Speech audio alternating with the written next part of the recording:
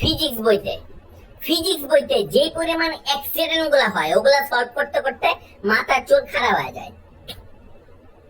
কিল্লি একটা গাড়ি ভালো মতো দাঁড়ায় আছে, শান্তি মতো একটা গাড়ি দাঁড়ায় আছে, ওই গাড়িরে আরেকটা গাড়ি ধাক্কা দিতে হবে।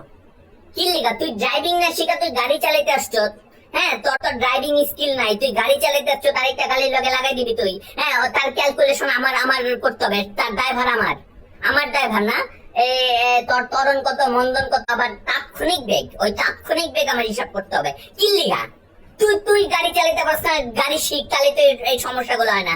গাড়ি চালানো শিখ, ভালো মতো অ্যাক্সিডেন্ট করিস না। আবার মুখোমুখি সংঘর্ষ হয়, তাদের ওই মুখোমুখি সংঘর্ষের মুহূর্তে বেগ কত। কিল্লিগা মাথার চুল খাড়া খাড়া হয়ে যায় আমাকে এগুলা করতে করতে, তগো ভাই অ্যাক্সিডেন্ট করা শেষ হয় না।